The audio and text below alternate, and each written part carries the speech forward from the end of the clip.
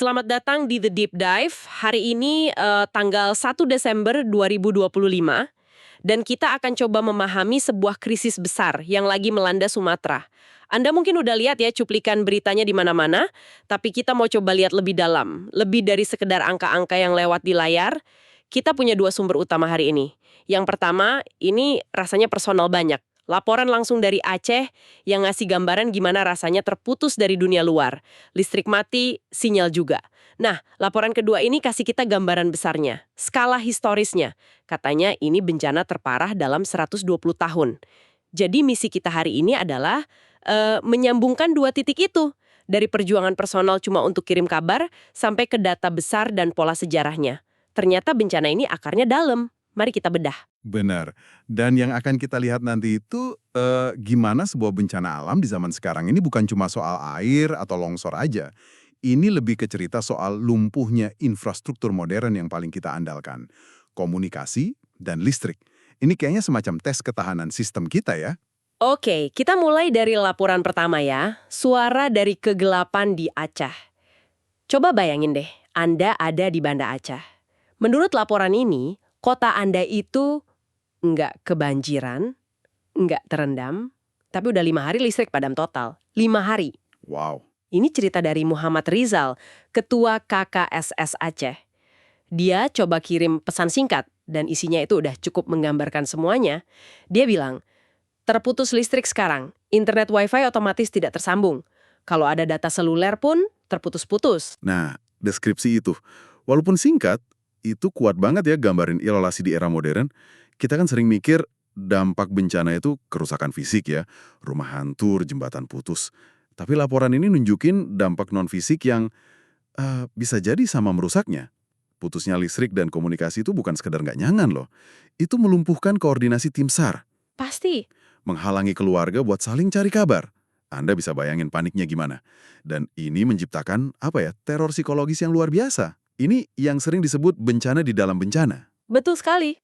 Laporan itu juga melukiskan jaringan seluler dan internet yang hilang timbul seperti napas yang ditahan terlalu lama. Saya suka banget analogi itu. Pesan singkat yang kekirim sepotong-sepotong jadi satu-satunya jembatan ke dunia luar. Ada ironi yang getir di sini. Banda Aceh fisiknya aman, gak tergenang. Tapi gelap dan gak ada sinyal, itu bikin serasa terisolasi total. Dan dari situ, kita bisa lihat gimana prioritas kebutuhan langsung bergeser drastis. Laporan itu nyebutin satu hal yang paling dicari. Genset. Genset yang biasanya cuma cadangan, tiba-tiba jadi alat bertahan hidup paling vital. Benar. Fungsinya bukan lagi buat kemewahan, tapi buat kebutuhan paling dasar. Penerangan di malam hari dan ini yang paling krusial, nge-charge ponsel. Ponsel yang nyala itu satu-satunya harapan. Dan itu kan baru di Banda Aceh ya, yang notabene cuma kena dampak pemadaman. Kalau kita geser sedikit ke 14 kabupaten dan kota lain yang disebut di laporan itu, situasinya jauh lebih mengerikan. Kita udah nggak ngomongin listrik padam, tapi infrastruktur fisik yang benar-benar hancur. Jembatan hanyut, menara listrik tumbang, tower Telkomsel roboh. Laporan ini mengutip kondisi di PD Jaya. Dan ini kutipannya bikin kita diam sejenak sih. Tidak ada bahan pokok makanan, air, serta yang lain. Tidak ada yang bertahan di kampung dengan kondisi begini. Nah, kutipan dari PD Jaya itu menunjukkan level krisis yang beda lagi. Kalau di Banda Aceh, masalahnya isolasi komunikasi, di sini masalahnya kelangsungan hidup itu sendiri. Tatanan hidup sehari-hari hancur, makanan nggak ada, air bersih nggak ada. Satu-satunya pilihan ya mengungsi. Ini udah jadi krisis kemanusiaan skala besar. Ribuan orang terpaksa ninggalin semuanya. Kebutuhan mereka pun sangat dasar. Laporan itu sampai merinci, beras, lauk pauk, pakaian, air bersih, dapur umum. Ini fondasi paling dasar untuk bertahan hidup kan? Yang menarik dari laporan personal ini tuh, kemampuannya memetakan eskalasi bencana secara bertahap. Mulai dari masalah individu, nggak bisa telepon ke warga, terus meluas ke masalah komunal, rebutan genset, dan akhirnya sampai pada kehancuran regional yang butuh bantuan kemanusiaan. Ini kayak mikrokosmos dari keseluruhan tragedi. Dan kalau mikrokosmosnya aja udah separah ini, saya ngeri bayangin gambaran besarnya. Skala sebenarnya, menurut laporan kedua kita, Ini benar-benar di luar dugaan. Sumber kedua kita ini bilang dengan tegas, ini adalah bencana banjir bandang terparah dalam 120 tahun terakhir. Dan yang bikin ini belum pernah terjadi sebelumnya, bencana ini menghantam 3 provinsi sekaligus. 3 provinsi sekaligus, itu kuncinya. Biasanya bencana hidrometeorologi di Sumatera, walaupun besar, dampaknya lebih terlokalisasi ya, 1 atau 2 provinsi. Kejadian serentak di 3 provinsi ini menunjukkan ada pemicu dengan skala dan energi yang luar biasa besar. Mari kita lihat angkanya. Ini dari data sementara BNPB per pagi ini. Total ada 442 korban jiwa dan 402 orang masih hilang. Astaga. Kalau kita pecah per provinsi, di Sumatera Utara 217 meninggal, 209 hilang. Puluhan ribu jiwa mengungsi. Di Aceh, 96 meninggal, 75 hilang, pengungsinya mencapai 62 ribu kakak. Dan di Sumatera Barat, 129 meninggal, 118 hilang. Hampir 78 ribu jiwa harus ninggalin rumah. Angka-angka ini kadang terasa abstrak ya, tapi di balik setiap angka itu kan ada keluarga, ada dunia yang hancur. Justru disitulah pertanyaan besarnya muncul kan? Kenapa? Kenapa dampaknya bisa sedemikian merusak? Ratusan nyawa hilang, ratusan lagi nggak pasti nasibnya, ratusan ribu orang kehilangan tempat tinggal.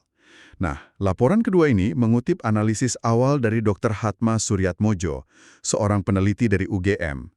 Dia coba jawab pertanyaan itu. Benar, dan analisisnya ini menarik banget. Dia nunjuk 2 faktor utama. Pertama, jelas pemicu alamnya. BMKG catat curah hujan ekstrim lebih dari 300 mm per hari. Ini bukan hujan biasa, ini kayak langit ditumpahkan. Pemicunya adalah siklon tropis Senyar di Selat Malaka. Ini detail ilmiah yang penting ya. Sebuah siklon tropis itu kan pada dasarnya mesin cuaca raksasa. Posisinya di Selat Malaka itu berarti dia nyedot uap air dalam jumlah masif dari laut, terus ditumpahin ke daratan Sumatera. Tapi, disinilah Dr. Hatma menekankan sesuatu yang sangat krusial.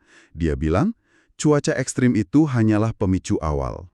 Ini poin yang harus kita garis bawahi. Betul. Dia lanjut dengan kalimat yang sangat kuat.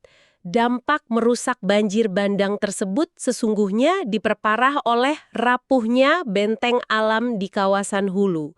Frasa rapuhnya benteng alam ini rasanya jadi inti dari semua masalah ya. Seolah-olah meskipun hujannya dahsyat banget, kondisi daratannya sendiri mungkin udah kritis dari awal. Dan frasa benteng alam itu kuncinya. Benteng alam di hulu itu kan merujuk pada ekosistem, terutama hutan di pegunungan. Idealnya berfungsi kayak spons raksasa. Menyerap air ya? Betul. Hutan yang sehat itu nyerap air hujan, ngelepasinnya pelan-pelan ke sungai. Akarnya nahan tanah biar nggak longsor. Nah, ketika benteng ini disebut rapuh, kita sebenarnya lagi ngomongin jejak deforestasi puluhan tahun. Alih fungsi lahan jadi perkebunan. Jadi siklon ini ibaratnya ninju sebuah dinding yang dari awal emang udah retak-retak. Bukan cuma tinjunya, tapi kondisi dindingnya itu sendiri. Bagian yang menurut saya paling mencengangkan dari sumber-sumber ini adalah pas kita lihat jejak sejarahnya. Ternyata peringatan tentang kerapuhan ini udah ada dari lebih dari seabad yang lalu loh. Ini kayak serangkaian alarm yang mungkin nggak kita dengar. Ini bagian yang sangat penting untuk dipahami. Bencana sering kita lihat sebagai peristiwa tunggal yang tiba-tiba datang. Padahal, seringkali itu puncak dari sebuah pola yang udah lama terbentuk. Sejarah bisa nunjukin pola itu dengan jelas. Lini masanya dimulai jauh sekali. Antara tahun 1904 sampai 1906, terjadi banjir besar di Minangkabau. Dan ini faktanya, sampai menghancurkan 20 titik jalur kereta api yang lagi dibangun pemerintah kolonial Belanda. Bayangin deh, bencana yang cukup besar untuk menghentikan proyek infrastruktur raksasa pada masanya. Kan wilayah tersebut secara inheren memang punya kerentanan yang tinggi. Bahkan sebelum era modern dengan tekanan populasi yang masif. Ini peringatan pertama dari sejarah, 120 tahun yang lalu. Lalu kita lompat 1 abad lebih. April 2010, banjir bandang di Tapanuli Selatan. Skalanya lebih kecil, tapi polanya berlanjut. Kemudian, Maret 2023, di Lahat, Sumatera Selatan. Laporannya ngasih gambaran yang jelas banget. Luapan air sungai sampai 4 meter. 4 meter itu bukan banjir biasa ya. Itu udah kayak dinding air yang bergerak. Ini nunjukin energi dari hulu itu luar biasa besar. Dari sini aja udah kelihatan ada peningkatan intensitas. Dan eskalasinya makin cepat di tahun 2024. Baru Maret 2024, ada banjir dan longsor masif yang menewaskan 26 orang. 2 bulan kemudian, Mei 2024, bencana lagi di Sumatera Barat. Kali ini pemicunya lahar dingin Gunung Merapi. 67 orang meninggal. Peristiwa lahar dingin Marapi itu nambahin lapisan kerentanan baru ya. Kawasan itu nggak cuma rentan sama hujan ekstrim, tapi juga material vulkanik di lereng gunung yang jadi amunisi tambahan buat banjir bandang. Kombinasi keduanya bikin daya rusaknya makin besar. Dan semua rentetan ini dari 1904, 2010, 2023, sampai 2 kali di 2024. Puncaknya ya bencana yang kita bahas sekarang. Tapi tunggu dulu. Kalau polanya udah sejelas ini, dengan eskalasi yang begitu cepat dalam 2 tahun terakhir, kenapa dampaknya di tahun 2025 ini masih sebesar ini? Kenapa kita seolah nggak siap? Apa yang kita lewatkan sih? Itu pertanyaan paling krusial. Jawabannya mungkin rumit, tapi bisa disederhanakan jadi beberapa hal. Pertama, ada yang namanya amnesia bencana. Setelah fase darurat selesai, perhatian publik dan pemerintah seringkali beralih ke hal lain. Lupa. Kedua, tekanan ekonomi. Membuka lahan untuk perkebunan itu kan kasih keuntungan cepat ya, sementara menjaga hutan dianggap nggak produktif secara finansial. Masuk akal. Ketiga, mempersiapkan diri untuk bencana berisiko tinggi tapi frekuensinya rendah kayak gini tuh, secara psikologis dan politis sulit. Kita cenderung merespons krisis yang di depan mata, bukan yang mungkin terjadi 5 atau 10 tahun lagi. Jadi meskipun alarmnya udah bunyi berkali-kali, kita seolah-olah terus nekan tombol snooze. Jadi, apa artinya semua ini ya? Setelah kita lihat semuanya, kita jadi punya 3 lapisan pemahaman gitu. Pertama, ada pengalaman manusia yang paling dasar, terisolasi dalam kegelapan. Sebuah pesan singkat jadi simbol perjuangan. Kedua, skala kehancuran yang mecahin rekor, angka korban dan pengungsi yang masif di 3 provinsi. Dan ketiga, ini yang paling penting, sebuah pola bencana yang udah berulang lebih dari seabad, dan dampaknya terus meningkat. Kisah ini jauh lebih kompleks daripada sekedar curah hujan yang tinggi. Ini cerita tentang kerapuhan infrastruktur kita, baik yang keras kayak jembatan dan menara seluler, maupun yang hijau kayak ekosistem di hulu. Ini juga cerita tentang memori kolektif kita. Apa kita belajar dari masa lalu? Laporan dari Aceh tadi diakhiri dengan kalimat yang menyentuh, bahwa di tengah keterbatasan ada harapan yang tidak ikut hanyut. Harapan itu penting banget, tentu, untuk para penyintas. Tapi data dan sejarah yang baru kita bedah ini nunjukin sebuah peta. Harapan kasih kita kekuatan buat bangkit, tapi peta inilah yang seharusnya nuntun kita biar nggak jatuh ke lubang yang sama lagi. Nah, ini membawa kita ke pemikiran terakhir untuk Anda.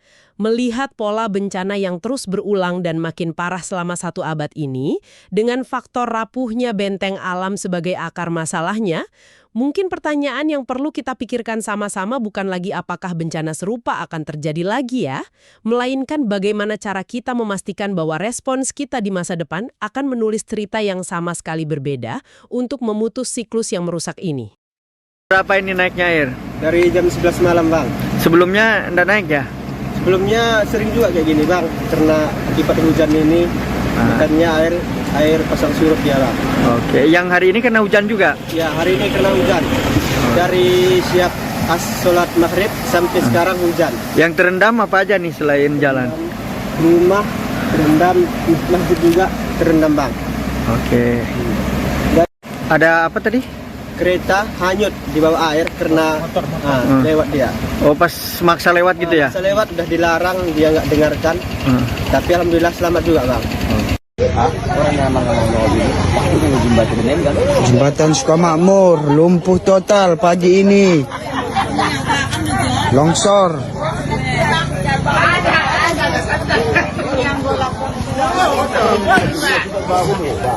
Ibu kembang tua, buat kata Rasulullah dunia ini kayak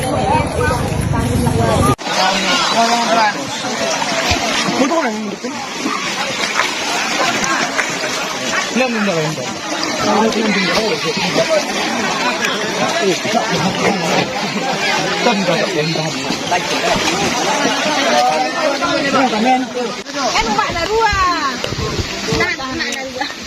Nah,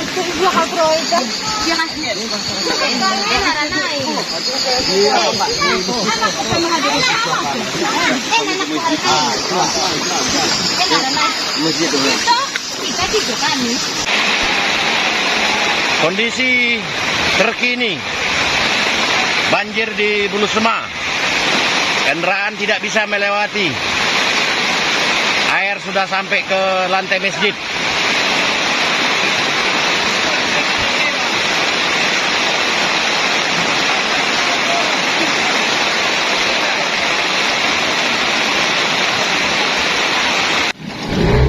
Ini HP habis ini benar. Nanti video saya.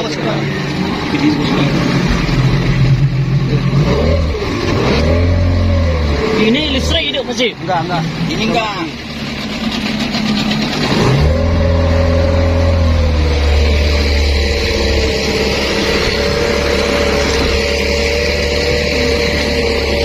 Ini geser rumah.